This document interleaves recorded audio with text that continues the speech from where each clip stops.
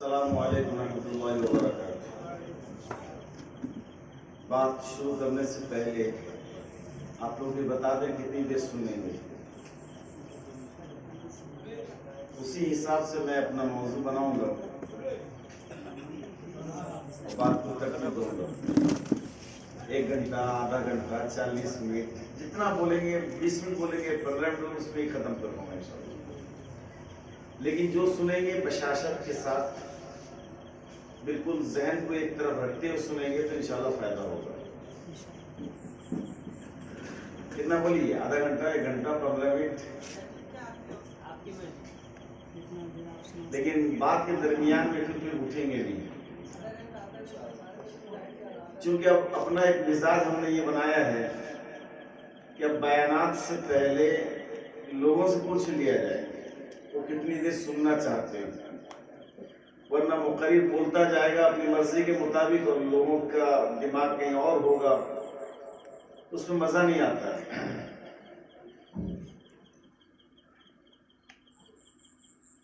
الحمدللہ نحمده ونستعینه ونستغفره ونعوذ باللہ من شرور انفسنا ومن سیئات اعمالنا، من يهد الله فلا مضل له ومن يضلله فلا هادي له، ونشهد أن لا إله إلا الله وحده لا شريك له، ونشهد أن محمدا عبده ورسوله صلى الله تعالى عليه وعلى آله وأصحابه وأهل بيته وبارك وسلم تسليما كثيرا كثيرا، أما بعد، قال الله تبارك وتعالى في القرآن المجيد والفرقان الحميد: أعوذ بالله من الشيطان الرجيم، بسم الله الرحمن الرحيم، وأعدوا لهم ما استطعتم من قوة ومن رباط الخيل ترهبون به عدو الله وعدوكم، صدق الله العظيم۔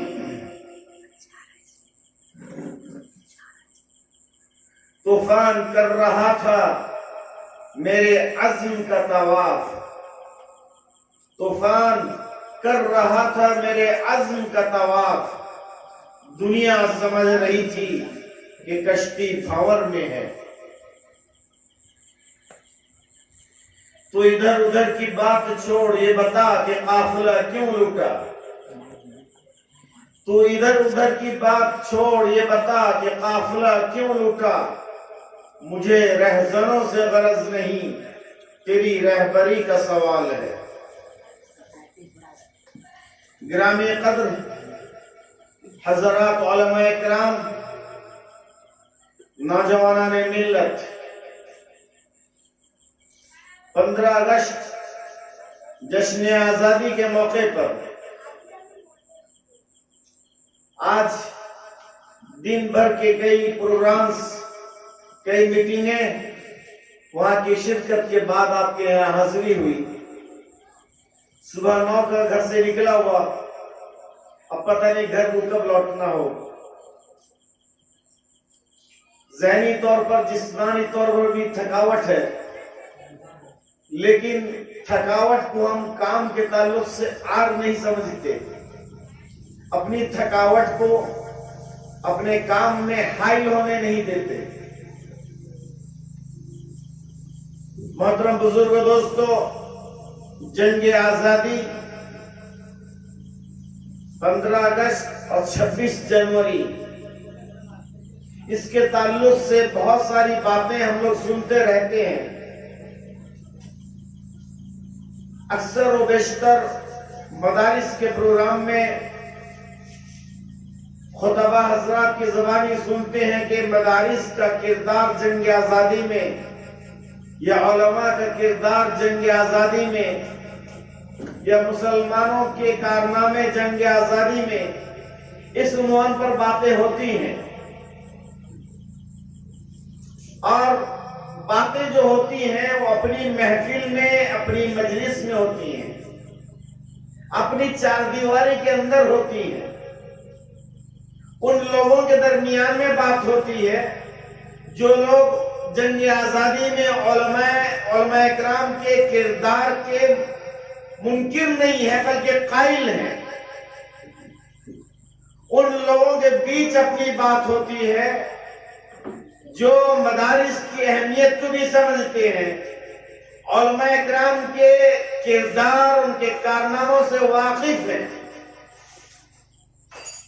جبکہ ہماری بات وہاں ہونی چاہیے جو مدارس اور علماء کے کردار کے منکر ہیں، جو چاہتے ہیں کہ علماء اکرام اور مسلمانوں کے کردار کو تاریخ کے اوراق سے کھرچ کر پھینک دے. ان کے درمیان میں باتیں ہونی چاہیے، لیکن ان کے درمیان میں جو باتیں ہوں گی وہ لینگویج ہمارے پاس نہیں، وہ ذرائع ہمارے پاس نہیں، اور بعض موقعوں پر اکثریت کے پاس وہ جرأت اور وہ جذبہ نہیں کہ ہم اپنے کردار کو، تاریخ کے روشن باب کو جرأت اور جذبے کے ساتھ اپنے وسائل کا اختیار کرتے ہوئے ہم اپنے منکرین اور اپنے دشمنوں کے سامنے پیش کریں. جنگ آزادی یہ کوئی 1-2 سال کی کہانی نہیں ہے جس کو 1-2 گھنٹے کے اندر بیان کر دیا جائے. چونکہ میں تاریخ کا ایک طالب علم ہوں، اور جب تاریخ کی بات نکلتی ہے تو ذہن تاریخ کی الماریوں کے اوراق کو کھنگالنے لگتا ہے، اور ذہن اس پر تیار نہیں ہوتا کہ لمبی باتوں کو مختصر انداز میں پیش کر دیا جائے. اور بسا اوقات بہت اہم پہلو انسانوں کے دماغ سے اوجھل ہو کر رہ جاتے ہیں، جس کی بنا پر مسلمانوں کی اکثریت بھی اپنی تاریخ کی حقیقت سے ناواقف رہتی ہے. جنگ آزادی کی بات جب شروع ہوتی ہے، ہم لوگ 1857 سے شروع کرتے ہیں اور 1947 پر ختم کر دیتے ہیں. جنگ آزادی کی شروعات 1857 سے نہیں ہوئی. 1857 تو جنگ آزادی کے شعلوں کی ایک ایسی چنگاری تھی جس چنگاری کو ہمارے مجاہدین نے شعلہ بنا دیا تھا. ورنہ جنگ آزادی 1757 سے شروع ہوتی ہے، اور اس ملک میں انگریزوں کی آمد 1600 کے بعد ہوتی ہے. 1600 سے لے کر 1757 تک، 1757 کی جنگ آزادی جو پہلی جنگ آزادی کہلاتی ہے، جس کا سرخیل، جس کا قائد، جس کا لیڈر نواب سراج الدولہ تھا، جس نے پلاسی کے میدان میں انگریزوں سے لوہا لیا تھا. تو 1757 اور انگریزوں کی آمد 1600، یعنی تقریباً 150 سال کا جو گیپ ہے، اس کو ہم فراموش کر دیں گے تو جنگ آزادی کی حقیقت کو سمجھ نہیں پائیں گے. یہ جو 150 سال کا وقت نکلا ہے کہ انگریز آئے تھے ملک کے اندر ایک پیکٹ اور ایک معاہدہ لے کر. یہاں کی حکومت جو مغل پیریڈ کہلاتی ہے، یہاں کے مغل پیریڈ کے حکمرانوں سے انگریزوں نے ایک پیکٹ کیا تھا کہ برٹن اور انڈین گورنمنٹ کے درمیان میں ایک پیکٹ ہوگا، جس پیکٹ کا نام بزنس پیکٹ ہوگا، اور اس پیکٹ کے ذریعے سے انگریز کچھ کمپنیاں ہندوستان کی سرزمین پر کھولنے کی اجازت لیں گے، اور یہاں کی سرکار ان کو پرمیشن دے گی. تجارت کیا ہوگی؟ وہ راشن کی ہوگی، مسالے کی ہوگی، اور کچھ کپڑوں کے لین دین کی ہوگی. یہ پیکٹ بنا تھا 1603 میں. 1603 میں جو پیکٹ بنا وہ صرف بزنس کے لیے بنا تھا کہ انگریزوں کو ہندوستان کی سرزمین پر کمپنیاں قائم کرنے کا اور بزنس کرنے کا پرمیشن دیا گیا، لائسنس دیا گیا۔ لیکن انگریز بہت عیار قوم تھی اور انگریز ہندوستان پر قبضہ کرنے سے پہلے اس نے اسپین سے مسلمانوں کے انخلا کی تاریخ پڑھی تھی کہ اسپین سے مسلمانوں کو کیسے نکالا گیا، اسپین سے اسلام کا اور مسلمانوں کا خاتمہ کیسے کیا گیا، اس تاریخ کو ہندوستان پر کیسے لاگو کیا جائے اور اس پر کیسے عمل کر کے یہاں کی حکومت کو زیر کر کے ہندوستان پر قبضہ کیا جائے۔ وہی انگریز جنہوں نے اسپین کے اندر مسلمانوں کی اینٹ سے اینٹ بجائی تھی، جنہوں نے مسلمانوں کا قتل عام کیا تھا، وہ اسپین جہاں پر 500 سال تک مسلمانوں نے حکومت کی تھی اور جہاں تعمیرات کا وہ شاندار ورثہ چھوڑا تھا کہ رہتی دنیا تک دنیا کی کوئی قوم اس کی مثال پیش نہیں کر سکتی، لیکن اس کے باوجود وہ کون سے اسباب تھے، وہ کون سے کارن تھے، ریزن کیا تھا کہ اسپین سے مسلمانوں کو نکالا گیا اور مسلمانوں کو مرتد بنایا گیا، مسلمانوں کو عیسائی بنایا گیا، اور جو عیسائی بننے پر تیار نہیں تھے ان کا قتل عام کر کے ان کے خون سے وہاں کی ندیوں کو رنگین کیا گیا۔ اس تاریخ کو ہندوستان پر دہرانے کے لیے اور ہندوستان پر اس لیے دہرانے کے لیے کہ ان کی نگاہ سلطنت عثمانیہ کے خاتمے پر تھی کہ جب تک ہندوستان پر قبضہ کر نہیں لیا جائے گا اس وقت تک اسلامک بلاک کا خاتمہ نہیں ہوگا، اور دنیا کے اندر صرف ایک بلاک باقی تھا، رومن امپائر اور پرشین امپائر کے خاتمے کے بعد دنیا کے اندر ایک ہی امپائر تھا، وہ اسلامک امپائر جس کو سلطنت عثمانیہ کہا جاتا ہے۔ اس کو ختم کرنے کے لیے ہندوستان سے مسلمانوں کی حکومت کا خاتمہ کرنا ضروری تھا، یہ تمہیدی بات تھی۔ تو اسی پلان کے ساتھ دماغ کے اندر ایک نقشہ تیار کیا انہوں نے کہ مسلمانوں کو زیر کرنے کے لیے سب سے پہلے مسلمانوں کے درمیان میں مسئلہ کی لڑائیاں چھڑی جائیں گی، مسلمانوں کے درمیان میں مسئلہ کی جھگڑے کھڑے کیے جائیں گے، مسلمانوں کو فرقوں میں بانٹا جائے گا، اور جب فرقوں میں بانٹ دیا جائے گا تو مسلمانوں کی اجتماعیت ٹوٹ کر رہ جائے گی اور مسلمانوں کی طاقت بکھر جائے گی۔ اور دوسرا پلان تھا کہ مسلمان حکمرانوں کی نسلوں میں عیاشی، فحاشی، برائی پھیلانے کے لیے طریقے استعمال کیے جائیں گے، راستے اختیار کیے جائیں گے، پلان تیار کیے جائیں گے، منصوبے بنائے جائیں گے۔ ایک نقشہ دماغ میں یہ تھا۔ تیسرا نقشہ یہ تھا کہ مسلمان قوم کو غلام بنانے کے لیے مسلمانوں کو تعلیم سے محروم کیا جائے گا، مسلمانوں کا رشتہ ایجوکیشن سے کاٹ دیا جائے گا، تبھی جا کر مسلم قوم کو غلام بنایا جا سکتا ہے۔ چوتھا پلان یہ تھا کہ ہندوستان پر قبضہ کرنے کے لیے یہاں کے مختلف مذاہب کے ماننے والوں کے درمیان ڈیوائڈ اور اختلافات پیدا کرنا، دنیا اور خلیج پیدا کر دینا۔ ان منصوبوں اور پلان کے ساتھ انگریز اس ملک پر قابض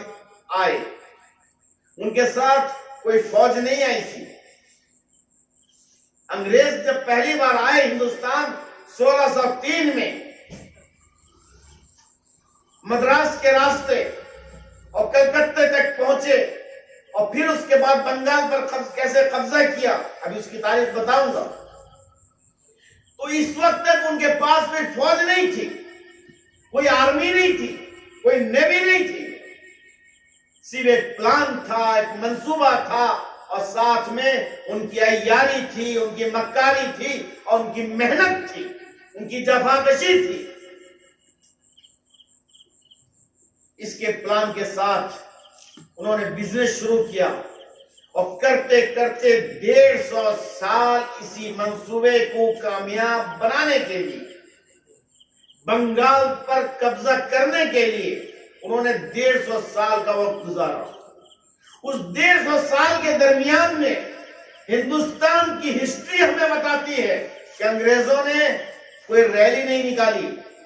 کوئی جشن نہیں منایا، کوئی جلسہ جلوس نہیں کیا، کوئی ہنگامہ نہیں کیا، بس اپنے منصوبے اور پلان پر خاموشی کے ساتھ عمل کرتے گئے اور کرتے کرتے مسلمانوں کو اور یہاں کے حکمرانوں کو مفلوج کرنے کا اور راستہ اختیار کر لیا کہ 1757 میں سراج الدولہ مجبور ہو گیا، جو بنگال کا نواب تھا، کہ پلاسی کے میدان میں اگر انگریزوں کو ٹکر نہ دی گئی تو پھر ہندوستان کو بچانا مشکل ہو جائے گا۔ تو 1757 میں سراج الدولہ نے انگریزوں سے ٹکر لی، لیکن میر جعفر اور میر صادق کی غداری اور انگریزوں کی عیاری اور مکاری کام کر گئی اور آخر میں پلاسی کے میدان میں سراج الدولہ کو شکست اٹھانی پڑی۔ اور جب سراج الدولہ شکست کھا گیا تو پھر ان کی نگاہ ٹیپو سلطان پر تھی۔ ابھی وہ دلی کو نہیں چھڑے تھے۔ انہوں نے دیکھا کہ سراج الدولہ کے بعد اگر کوئی دوسرا نواب انگریزوں کے مقابلے میں کوئی اتر سکتا ہے، سب سے زیادہ طاقتور، وہ ہے ٹیپو سلطان۔ تو ٹیپو سلطان کو ہرانے کے لیے انگریزوں نے تقریباً 1757 سے لے کر 1799 تک تقریباً 45-46 سال کا لمبا وقفہ انہوں نے پھر پلان میں گزارا۔ اس درمیان میں مسلمانوں کے درمیان اپنے ایجنٹ تیار کیے، ہندوؤں کے ایجنٹ تیار کیے اور پنجابیوں کو خریدا، مراٹھوں کو خریدا، اور خریدنے کے بعد جب پورا میدان تیار ہو گیا تو پھر بنگلور اور میسور کی سرزمین پر ٹیپو سلطان سے 4 جنگیں لڑی۔ 3 جنگوں میں انگریزوں کو شکست ہوئی، چوتھی جنگ میں ٹیپو سلطان شہید کر دیے گئے اور ان کی شہادت کے بعد انگریز ایک لیڈی جنرل نے کہا کہ آج سے ہندوستان ہمارا ہے، آج سے ہندوستان ہمارا ہے۔ یہ 1799 کی بات ہے۔ ابھی دلی پر قبضہ نہیں کیے، لیکن ان کی سوچ، ان کا حوصلہ، ان کی پلاننگ، ان کا منصوبہ کہاں تک تھا،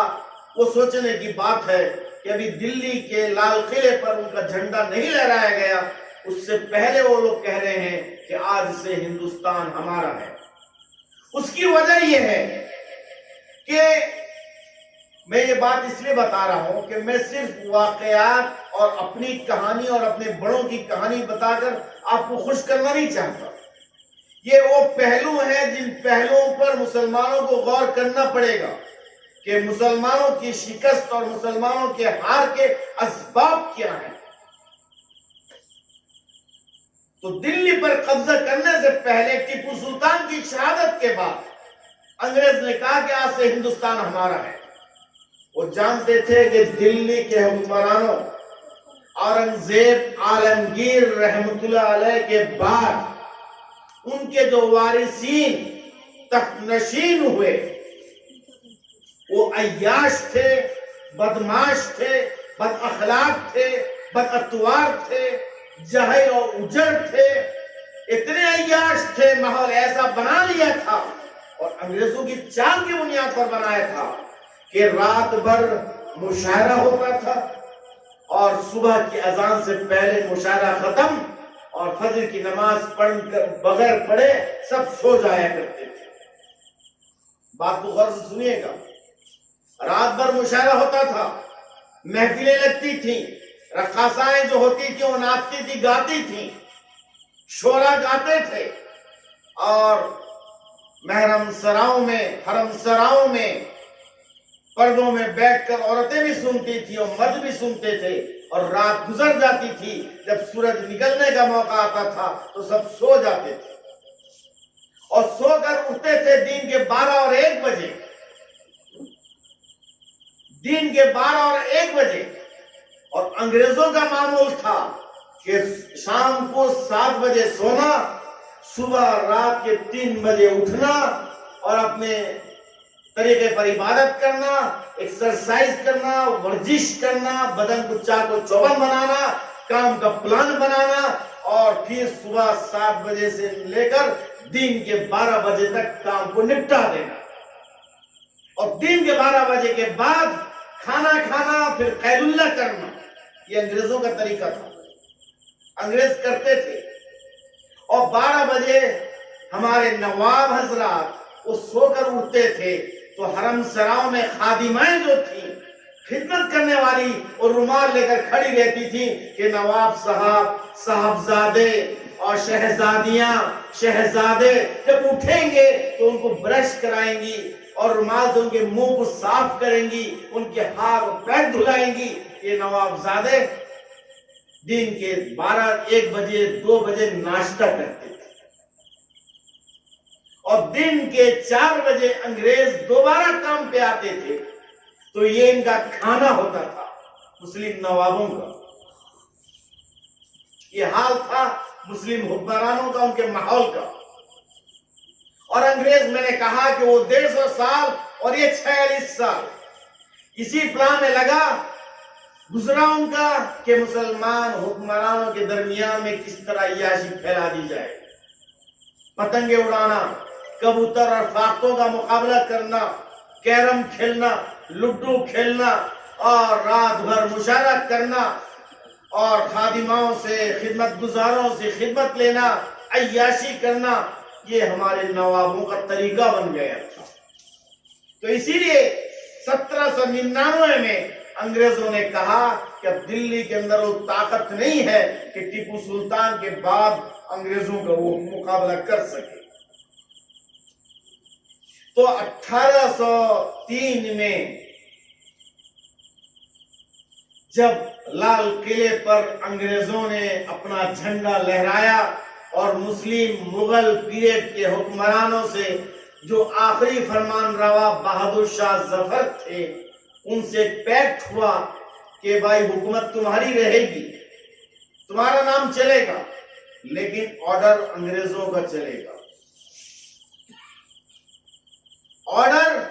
پالیسی میکر یہ انگریز رہیں گے. اس کنڈیشن کے ساتھ ہم تمہیں مہلت دیتے ہیں. تو 1803 میں جب لال قلعے پر جھنڈا گاڑ دیا انگریزوں نے تو مسلم علماء نے دیکھا کہ اب حکمران سرنڈر کر گئے، سر نگو ہو گئے، جھک گئے. ایک کے بعد دیگرے نواب ہارتے گئے. اور اس کے درمیان میں انگریزوں نے مسلمانوں کو جو مفلوج کیا، ادھر مراٹھوں کو خریدا، ادھر پنجابیوں کو خریدا، اور اس کے بعد برہمن واد کا ایک ایسا سلسلہ شروع کیا مسلمانوں کے خلاف، مراٹھوں کے ذریعے، پنجابیوں کے ذریعے، برہمنوں کے ذریعے، کہ پورے ملک کے ماحول کو پراگندہ کر دیا اور ان کے دماغ میں بیٹھا دیا کہ مسلمانوں نے 700 یا 900 سال تک تم پر جو حکمرانی کی ہے، انہوں نے تمہاری عورتوں کو رکھیل بنایا، تمہیں غلام بنایا، تمہاری مندروں پر حملہ کیا اور فلاں کیا، تاریخ کو مروڑ کر پیش کیا. ادھر مسلمانوں کو مفلوج، ادھر دیگر قوم اور برادریوں کو مسلمانوں کے خلاف نفرت کی آگ ان کے سینوں میں بھڑکائی. یہ پورے ماحول تیار جب کر لیے گئے تو علماء نے دیکھا کہ اب حکمرانوں کے پاس وہ طاقت نہیں ہے جو انگریزوں سے مقابلہ کر سکے. تو شاہ عبدالعزیز محدث دہلوی رحمۃ اللہ علیہ نے دلی کی جامع مسجد میں بیٹھ کر فتویٰ دیا کہ آج سے ہندوستان دارالحرب ہے۔ دارالحرب کا مطلب اب یہ ملک جنگ کا گھر بن گیا۔ اب اس ملک کے تمام باشندوں پر فرض ہے کہ اب انگریزوں کے خلاف میدان میں اترے۔ اب یہاں کے لوگوں کے لیے جائز نہیں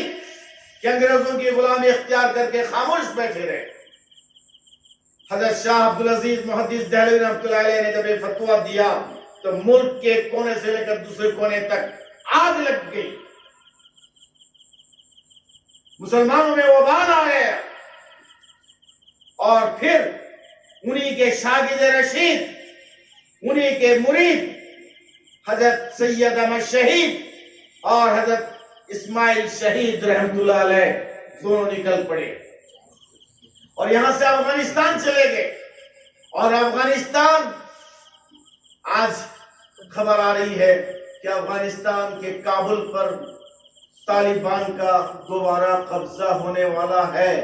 اور وہاں کے غنی نے استعفیٰ دے دیا ہے، لیکن ہمیں خوش ہونے کی بھی ضرورت نہیں ہے۔ اس کا بھی جو بیک گراؤنڈ تھوڑا اشارہ کے طور پر بتاؤں گا کہ افغانستان ہمیشہ لڑائیاں اور جھگڑوں کی آماجگاہ کیوں بنا؟ 300 سال کا وقت جو گزرا ہے افغانستان پر، وہ لڑائیوں کا، جھگڑوں کا، آپس کی چپکلیشوں کا، وہ ایک دوسرے کو ماننے کو تیار ہے، ایک دوسرے کے خلاف دلوں کے اندر بغض، عداوت، نفرت۔ یہی نتیجہ ہے کہ کبھی رشیا نے ان کو غلام بنایا تو کبھی کسی اور نے غلام بنایا، حالانکہ باغیور باضمیر قوم ہے، لڑاکو قوم ہے، جس لڑاکو قوم کے سامنے کوئی قوم ٹک نہیں پاتی ہے۔ لیکن یہ بھی حقیقت ہے کہ افغانستان ہمیشہ دوسروں کے زیر نگی رہتا رہا ہے۔ تو یہاں کے سر سید احمد شہید اور حضرت شاہ اسماعیل شہید رحمۃ اللہ علیہ نے افغانستان کا سفر کیا اور وہاں ایک لمبا وقت گزارا، چونکہ ملک اب انگریزوں کے قبضے میں جا چکا تھا۔ اب انہوں نے کہا کہ اب ایک آزاد فوج تیار کی جائے جو انگریزوں سے مقابلہ کرے۔ تو وہاں پر افغانیوں نے انہیں دھوکہ دیا، ان کے ساتھ مکاری کی اور بار بار دھوکہ دیا، اور دھوکہ دینے کے بعد پھر وہاں سے وہ مایوس ہو کر چند لوگوں کو لے کر آگے بڑھتے گئے، یہاں تک کہ بالاکوٹ کے میدان میں حضرت شاہ اسماعیل شہید اور حضرت سید احمد شہید رحمۃ اللہ علیہ کو شہید کر دیا گیا۔ اس شہادت میں انگریز اور پنجابی اور کچھ افغانی منافقین، ان تینوں کا کردار شامل ہے۔ اس کے بعد پھر 1803 سے لے کر 1857 تک، یہ تقریباً 52 ایئرز کا جو لمبا وقفہ گزرا ہے، اس لمبے وقفے میں حرم سراؤں کی عیاشیاں میں نے آپ کے سامنے تذکرہ کر دیا۔ اب دلی پر مکمل کنٹرول کرنے کے لیے، قبضہ کرنے کے لیے انہوں نے سب سے پہلے دلی کے اداروں پر قبضہ کیا، مدارس کو بلڈوزروں سے اڑا دیا، جتنے دارالقضاء تھے ان پر تالے لگا دیے گئے اور کہہ دیا گیا کہ اب آج سے وہ اسلامی قانون جس قانون کے تحت یہاں کا مسلمان 900 سال تک زندگی گزار رہا تھا، اب مغلیہ سلطنت کا چراغ ٹمٹما رہا ہے، گل ہونے کو تیار ہے، لہٰذا اب شریعت ایکٹ منسوخ کر دیا جاتا ہے۔ حالانکہ 1838 میں کسی طور پر مسلمانوں نے کوشش کی کہ شریعت ایکٹ لاگو رہے، لیکن انگریزوں نے نہ سنی، اور جب نہ سنی تو پھر 1857 میں حاجی امداد اللہ مہاجر مکی اور حضرت مولانا قاسم نانوتوی اور ان کے شاگرد مولانا محمود الحسن دیوبندی اور دیگر علماء کرام کا جمع غفیر تیار ہوا کہ انگریزوں سے اب مقابلہ کرنا ہے، دو ہاتھ کرنا ہے۔ پھر شاملی کے میدان سے لے کر دلی تک مقابلہ کیا گیا، اور صرف 1857 کے جس کو غدر کہا جاتا ہے، جس کو مسلمان بھی ناواقفیت کی بنیاد پر غدر کہتے ہیں، یہ غلط ہے، یہ انگریزوں کا دیا ہوا نام ہے، اور انگریزوں نے اس کا نام غدر اس لیے رکھا کہ یہاں کے مسلمانوں نے، یہاں کے علماء نے انگریز سرکار کے خلاف جو بغاوت کی تھی اس کو انہوں نے غداری کے نام سے پکارا، اسی لیے اس جنگ کا نام غدر رکھا گیا۔ اور ہمارے تمام مسلم مورخین نے بھی لکھا ہے کہ 1857 کا غدر، یہ ہمارے مورخین کا بہت بڑا بھول ہے، بہت بڑی چوک ہے، یہ غدر نہیں ہے، یہ جنگ آزادی ہے۔ 1857 کی جنگ آزادی میں صرف ایک دن کے اندر 57,000 علماء کرام کو دلی سے لے کر مراد آباد تک اور دلی سے لے کر لاہور تک کوئی درخت ایسا نہیں تھا جس درخت پر کسی نہ کسی مولوی کی لاش نہ لٹک رہی ہو۔ اور پھر گھوم پھر کر آ جائیے کہ علماء کرام اور مسلمان انگریزوں کے خلاف جنگ کے میدان میں سب سے پہلے کیوں اترے؟ میری عادت ہے ہر چیز کا ریزن تلاش کرنا، وجہ کیا ہے؟ وجہ صرف یہ ہے کہ ہمارے گھر میں آگ لگی تھی، حکومت ہم سے چھینی گئی تھی، ہمیں جلایا گیا تھا، ہمیں مارا گیا تھا، ہمارے حکمرانوں کو لوٹا گیا تھا، ہمارے حرم سراؤں پر ڈاکہ ڈالا گیا تھا، ہماری شریعت پر ڈاکے ڈالے گئے تھے۔ ریزن یہی تھا جس کے بنیاد پر مسلمان امراء، مسلمان نواب، مسلمان علماء میدان میں اترے، اور کرتے کرتے 1857 میں آخری مقابلہ ہوا علماء کی قیادت میں۔ حالانکہ لوگ کہتے ہیں کہ بہادر شاہ ظفر قیادت کر رہے تھے، لیکن بہادر شاہ ظفر اتنے مفلوج ہو گئے تھے کہ جب ان کو دلی کے حرم سراؤں سے پار گھسیٹ کر لایا جا رہا تھا، اس منظر کو جب تاریخ کی اوراق میں انسان پڑھتا ہے تو کلیجہ چھلنی ہو جاتا ہے کہ کس طرح حرم سراؤں میں بسنے والی عورتوں کی عزتیں کیسے لوٹی گئی ہیں، اور کس طرح شہزادوں کو مارا گیا ہے اور نوابوں کو کس طرح لوٹا گیا ہے۔ اور اس کے بعد 1857 میں جب مسلمانوں کو ناکامی ہو گئی تو پھر انگریزوں نے کلی طور پر اعلان کر دیا کہ اب پورا ہندوستان انگریزوں کے زیر تسلط چلا گیا، اب پورے ہندوستان کے سیاہ اور سفید کے مالک صرف انگریز ہیں۔ اب اس کے بعد ایک پوائنٹ اور ہے کہ انگریز 1603 سے لے کر 1857 تک جس کارروائی کے تحت وہ لگے رہے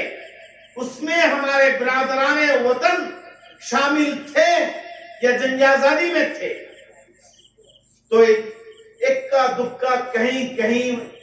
برادران وطن کے کچھ لوگ کہیں کہیں شامل ہو جایا کرتے تھے، لیکن کلی طور پر یہاں کے برہمن لوگ، یہاں کے مراٹھا، یہاں کے سکھ مکمل اندرونی طور پر انگریزوں کے چیلے اور ان کے لیے جاسوسی کرنے والے تھے۔ انگریزوں کو یہاں پر بلانے میں یہاں کے برہمنوں کا ہاتھ ہے، اور یہ بات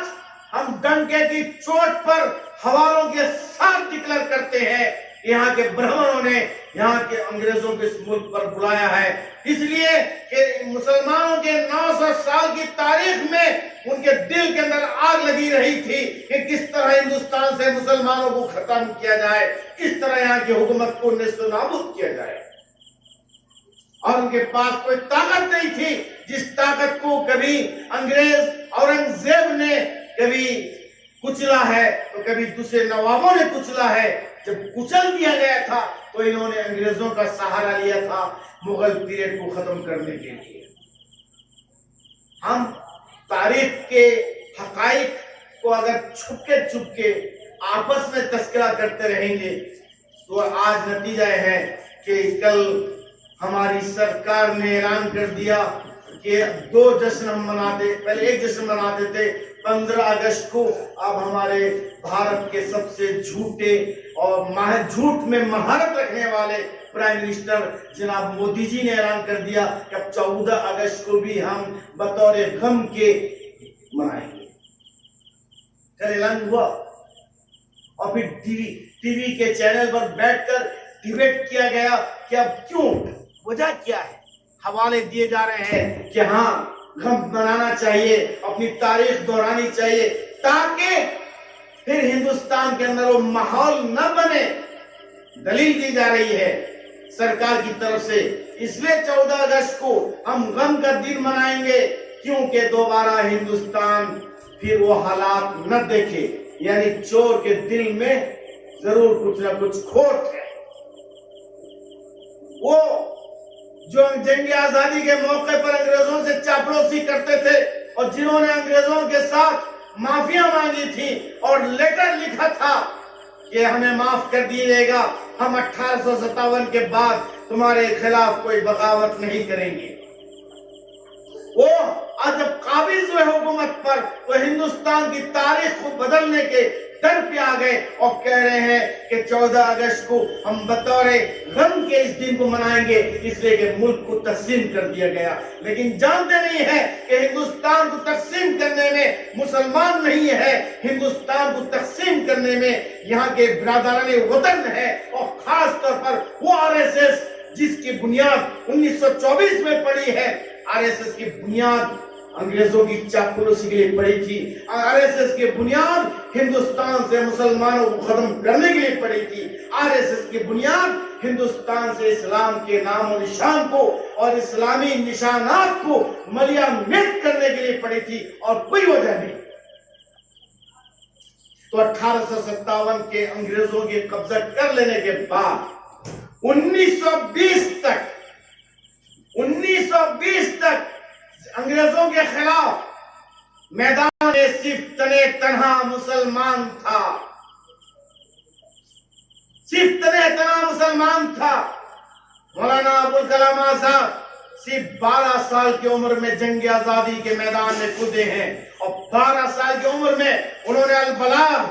اور الہلال کے ذریعے سے انگریزوں کی چولیں ہلا دی تھی۔ اور اس کے بعد جب سر سید نے 1888 میں علی گڑھ مسلم یونیورسٹی قائم کی تو علی گڑھ مسلم یونیورسٹی سے پڑھ کر نکلنے والے علی برادران نے، جن کو محمد علی جوہر اور مولانا شوکت علی کہا جاتا ہے، انہوں نے مولانا عبدالباری فرنگی محلی کی قیادت میں تحریک خلافت شروع کی۔ میں نے شروع میں اشارہ کیا تھا کہ انگریز کا نشانہ صرف ہندوستان نہیں تھا، سلطنت مغلیت کو بھی ختم کر، سلطنت عثمانیہ کے خاتمے کا بھی ان کے سامنے بیک گراؤنڈ تھا، اسی لیے انہوں نے ہندوستان پر قبضہ کیا۔ جیسے ہندوستان پر قبضہ کر لیا 1857 میں، تو 1857 سے لے کر 1919 تک سلطنت عثمانیہ کے خاتمے کے لیے انہوں نے وہاں پلان کیا، اور پھر اپنا ایک بلاک بنایا، اور اس بلاک کے ذریعے سے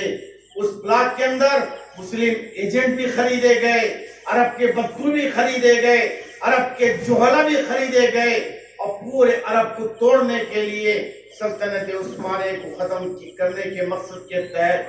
سلطان عبدالحمید جو سلطنت عثمانیہ کا آخری بادشاہ تھا،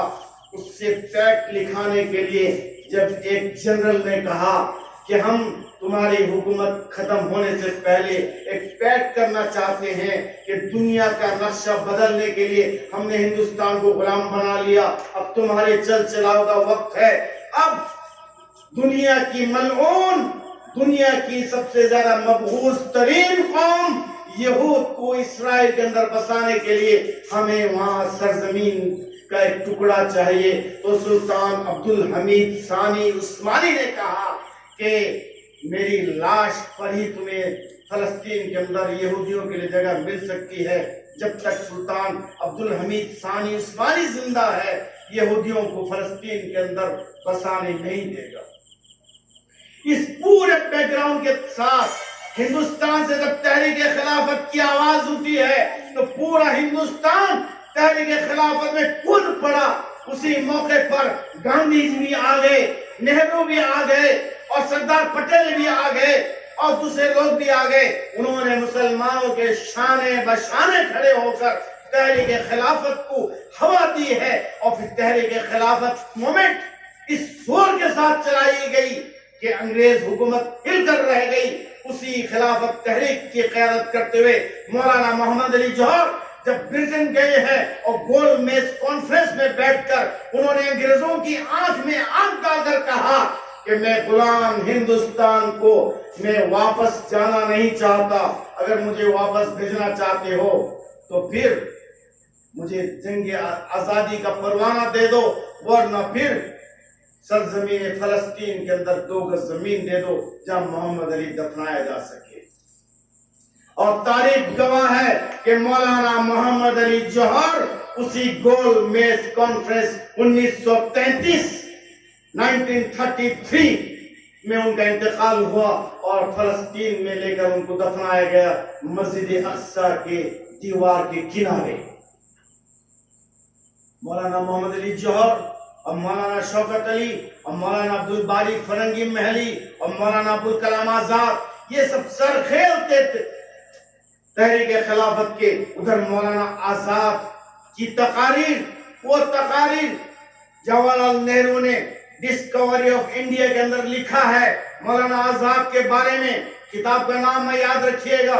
ڈسکوری آف انڈیا. اس کے رائٹر ہیں جواہر لال نہرو جو ہندوستان کے فرسٹ پرائم منسٹر ہیں. انہوں نے لکھا ہے کہ میں پوری دنیا میں گھومتا ہوں تو اپنے سے زیادہ پولیٹیشین کسی کو نہیں پاتا, لیکن جب مولانا ابوالکلام آزاد کے پاس جاتا ہوں, ان کے سامنے بیٹھتا ہوں تو ایسا لگتا ہے کہ میں طفل مکتب ہوں, مکتب میں پڑھنے والا کوئی بچہ ہوں. اور انگریز لارڈ میکالے نے جو برٹن انڈین لائبریری برطانیہ کے اندر ہے, وہاں کے ڈاکومنٹ کے اندر لکھا ہوا ہے کہ لارڈ میکالے نے مولانا آزاد کے بارے میں لکھا ہے کہ مولانا ابوالکلام آزاد کا دماغ وہ تھا جو اپنے سگریٹ کے دھوئیں سے انگریزوں کی پالیسی کو اڑا دیا کرتا تھا. وہ دماغ اللہ نے ان کو دیا تھا. تو یہ سارے حالات چلتے رہے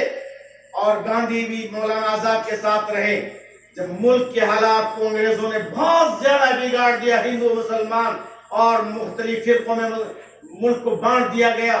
تو مولانا ابوالکلام آزاد, مولانا عبدالباری فرنگی محلی اور مولانا محمد علی جوہر ان لوگوں نے کہا کہ اب ضرورت اور حکمت کا تقاضا ہے کہ گاندھی جی کو لیڈر مان لیا جائے, ورنہ 1919 سے پہلے گاندھی لیڈر نہیں تھے. 1916 میں گاندھی جی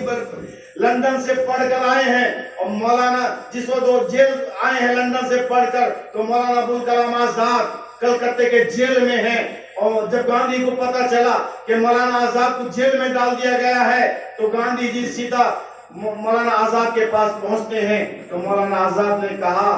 کہ گاندھی جی کب تک آپ پڑھتے رہیں گے اور اپنی زندگی سدھارتے رہیں گے, آئیے میدان میں ہاتھ سے ہاتھ ملائیے اور ہم سب ہندو اور مسلمان مل کر پورے ملک کو جوڑ کر انگریزوں کو ملک سے نکالنے کا فیصلہ لیتے ہیں. وہاں ایک ایکٹ ہوا. اس کے بعد مولانا آزاد کو کچھ سال کے بعد رہائی ملی تو مولانا عبدالباری فرنگی محلی, مولانا محمد علی جوہر, مولانا شوکت علی اور مولانا ابوالکلام آزاد ان سبوں نے مل کر ایک پروگرام کیا دلی کی جامع مسجد میں, اور دلی کی جامع مسجد کے ممبر پر بیٹھا کر گاندھی جی سے تقریر کروائی. اور اسی تقریر کے بعد مولانا عبدالباری فرنگی محلی نے ڈکلیئر کیا کہ آج سے جنگ آزادی کا لیڈر گاندھی جی ہوں گے. اور پھر ان کے ساتھ نہرو کو جوڑا گیا برہمن واد کو ختم کرنے کے لیے, اور پھر اس کے ساتھ 1919 سے لے کر 1947 تک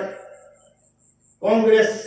کے بننے کے بعد جو مشترکہ کوششیں چلتی رہیں, اس میں ہندو بھی رہے, سکھ بھی رہے اور لوگ بھی رہے. لیکن اس درمیان میں نے ایک پوائنٹ چھوڑا آپ کے سامنے کہ آر ایس ایس کے فاؤنڈر ساورکر یہ انگریزوں سے معافیا مانگتے رہے، اور جب معافیا ان کو مل گئی تو انہوں نے انگریزوں سے وعدہ کیا کہ اب ہم دوبارہ جنگ آزادی یا تحریک آزادی میں شریک نہیں ہوں گے۔ اور یہی وہ RSS کا سرغنہ اور فاؤنڈر تھا جس نے جب 1942 میں انگریزوں نے دیکھ لیا کہ اب ہندوستان کو چھوڑنا پڑے گا، تو انڈین کانگریس اور انگریزوں کے درمیان میں ایک پیکٹ ہوا کہ ہم آپ کو آزادی دینے سے پہلے ہم آپ کو کچھ صوبے پہلے دے دیتے ہیں، بہار اور بنگال، آپ ان دونوں اسٹیٹ میں الیکشن کروائیے، الیکشن کے بعد جو جیت جائے گا ہم اس کو ہندوستان سونپیں گے۔ بات کو غور کیجئے گا، یہیں پر ٹرننگ پوائنٹ آیا ہے ہندوستان کی جنگ آزادی کا، اور ٹرننگ پوائنٹ یہ تھا کہ 1942 تک 1935 سے لے کر 1942 تک مولانا ابوالکلام آزاد انڈین نیشنل کانگریس کے پریزیڈنٹ تھے۔ مولانا آزاد اپنی لائف میں 2 بار کانگریس کے پریزیڈنٹ رہے، آخری بار 1935 سے لے کر 1942 تک۔ اور جب بہار میں اور بنگال میں الیکشن کرانے کے لیے انگریزوں نے ایک معاہدہ کیا، پیکٹ بنایا، ایگریمنٹ بنایا، تو اس ایگریمنٹ میں جو دستخط ملتے ہیں وہ ہے مولانا ابوالکلام آزاد کی۔ لیکن اسی 1942 میں جب سردار پٹیل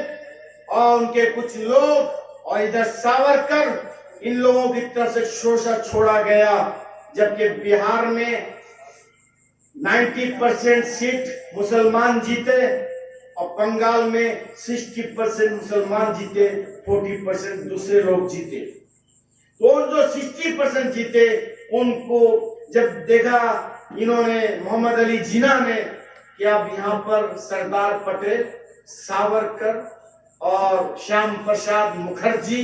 ان لوگوں نے اندر سے پلان کیا ہے کہ جب آزادی ملے گی تو ہندوستان کا نقشہ کچھ اور ہونا چاہیے، یعنی ہندو کنٹری کی بنیاد پر آزادی ملنی چاہیے۔ اور جب بہار میں مسلمانوں کی حکومت بن گئی تو بنگال میں تیار نہیں ہوئے کہ نہیں ایک اسٹیٹ ہم نے مسلمان کو دے دیا کہ ان کا چیف منسٹر بن جائے، تو بنگال ہندو کے چیف منسٹر کے لیے دے دیا جائے، تو اس پر مسلمان تیار نہیں ہوئے۔ لیکن محمد علی جناح اور آپ کا شیام پرساد مکھرجی جو RSS کے فاؤنڈر کا ایک فاؤنڈر ممبر ہے، ان دونوں نے مل کر پیکٹ کر لیا کہ ہم دونوں ایک دوسرے کے سپورٹ سے بنگال میں حکومت کریں گے۔ اس حکومت میں کانگریس نے بائیکاٹ کا اعلان کر دیا، جس بائیکاٹ میں مولانا ابوالکلام آزاد بھی ہے۔ مولانا ابوالکلام آزاد نے کہا کہ لیگ کے ساتھ کوئی کمپرمائز نہیں، ٹو نیشن تھیوری، جس کو 2 قومیت کا نظریہ اردو میں کہا جاتا ہے اور انگلش میں 2 نیشن تھیوری کہا جاتا ہے، تو 2 نیشن تھیوری کا جو بانی ہے وہ ساورکر، شیام پرساد مکھرجی اور محمد علی جناح، ان تینوں نے مل کر مسلم لیگ کے ساتھ اور ادھر RSS، ان دونوں نے ایسا ملک کا ماحول بنایا کہ مسلمان ہندو کو اپنا دشمن سمجھنے لگا اور ہندو مسلمان کو اپنا دشمن سمجھنے لگا۔